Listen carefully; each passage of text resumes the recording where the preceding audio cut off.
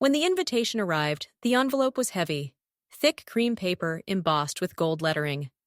Walker Family Thanksgiving, The Breakers, Palm Beach. For a brief second, Helen Walker thought she'd been included by mistake. Her family never invited her anywhere out of affection, only out of duty. But maybe this year was different. Maybe her years of quiet success had finally earned her a place at their table. She booked her flight, ironed her dress, and packed her most neutral smile, the one that didn't offend or boast.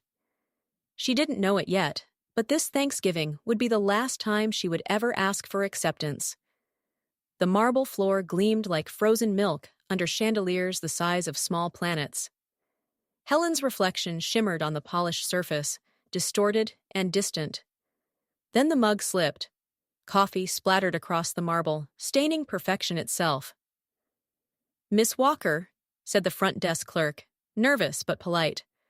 "I'm afraid I can't find your reservation. We have bookings for your family, but nothing under your name." A pause. The air stiffened. Click, click. Heels approached, sharp as gunfire. "Oh, Helen finally made it." Catherine's voice sliced through the lobby, loud enough to echo. Her perfume arrived first, something floral and predatory. "How strange," she continued, adjusting her Hermes bag, "that there's no reservation for you. I only booked for the real family, me, my husband, and daughter. And of course, for Mom and Dad." Laughter drifted from nearby guests, pretending not to stare. In the ornate mirror behind the reception desk, Helen saw her parents' reflection. Their backs turned. That was when she realized. They were pretending she didn't exist. The $200 theory dress she'd saved for months to buy suddenly felt like someone else's costume. She smiled faintly, voice steady. "I see. Then I'll leave." No tears, no drama. Just quiet, razor-clean control. As she wheeled her suitcase out of the lobby, her niece Amy's small face appeared behind the glass doors. Hesitant, confused, beautiful. The gift Helen had chosen for her, a pearl hair clip, stayed hidden inside her bag. A gift for the woman Amy might one day become, not the one her mother was forcing her to be. In the back of the taxi, her hands stopped trembling the moment she dialed. "Grandfather?" He answered on the first ring. "Helen, what's wrong?" His voice carried that familiar weight, the calm of a man used to control empires, fortunes, people. Helen told him everything. Not emotionally, not vengefully, just the facts. Like data in a clinical trial. The missing reservation, the humiliation, the words real family. When she finished, there was silence. Then a slow, deep inhale. "I understand," he said finally. "I'll handle this from here." He didn't need to raise his voice. Helen knew what that tone meant. 15 minutes later, her phone began to vibrate uncontrollably.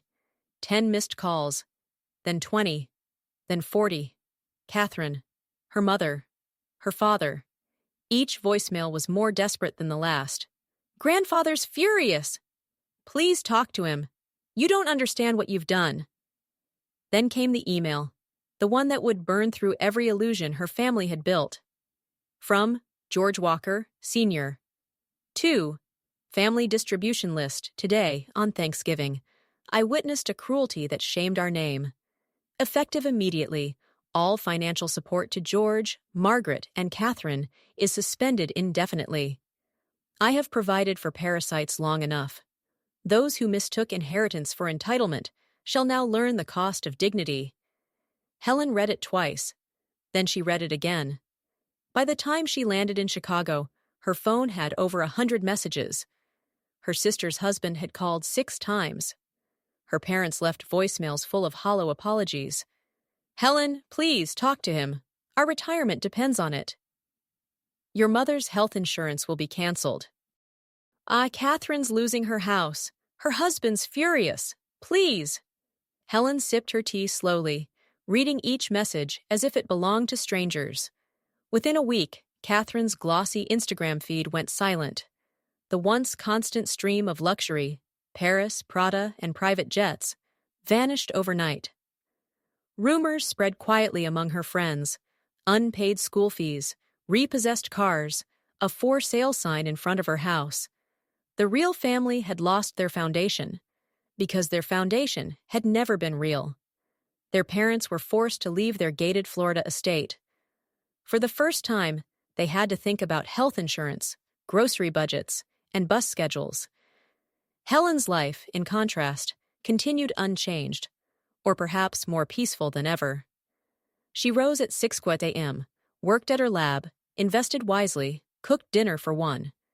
No drama, no chaos, no shame. Her colleagues began to notice a calm authority about her, the kind that only comes from surviving something quietly devastating.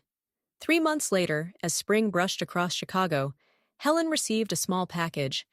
Inside was a single pearl necklace and a handwritten note. True brilliance dwells in those who stand on their own feet. Grandfather.